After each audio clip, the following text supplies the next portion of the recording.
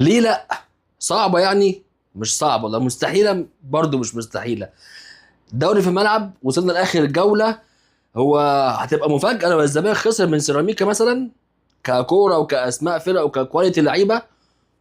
يعني ككوره ومستويات الفرق الموسم ده مش مفاجاه. طب بيراميدز وسموحه، مفاجاه ان يحصل بينهم تعادل برضه كاسماء فرق وكقوه فرق؟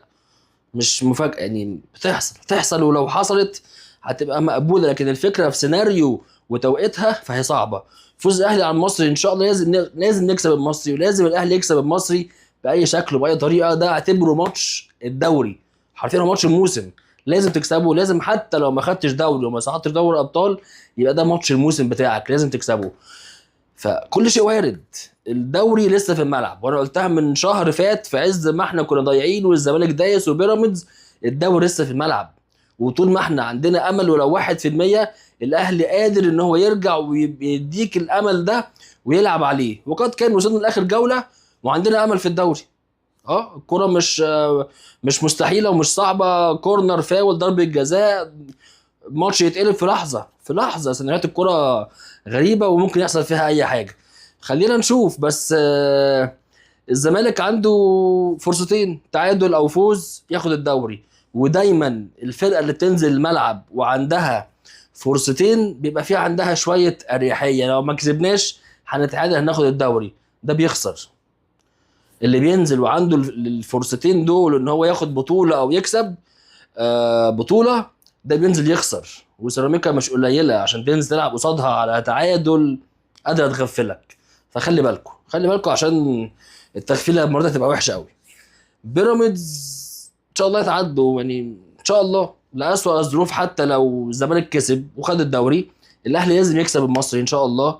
وبيراميدز على امل انه يتعادل مع سموحه، نخش دوري ابطال مكان بيراميدز.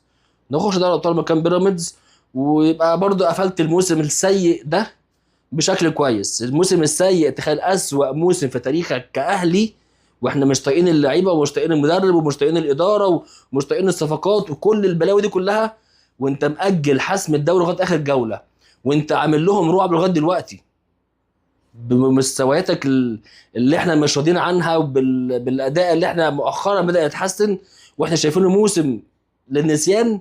وانت عامل لهم ضغط عليهم، ومحسسهم بالرعب لغايه اخر ماتش، ومحسسهم انك لغايه اخر ماتش ممكن تاخد منهم الدوري لغايه اخر جوله. ف مفيش اسوأ من كده، مفيش اسوأ من كده، مفيش رعب اكتر من كده عندهم بصراحه. يعني اضغط عليهم، اضغط هيغلطوا، اضغط هيغلطوا. الزمالك عنده ماتشين في افريقيا صعبين مع اتحاد العاصمه، بس الزمالك هيقدر يوزن بين الدوري وافريقيا ويركز في الاثنين. اشك اشك. الزمالك حاليا هو بزيرة لو اتمسك واتقفل عليه مفيش زمالك، مفيش زمالك. الماتش هناك صعب، وربنا معاهم بقى، ربنا معاهم. بس انا ما يفرقش معايا ياخدوا الكونفدراليه ما ياخدوهاش، ما يفرقليش.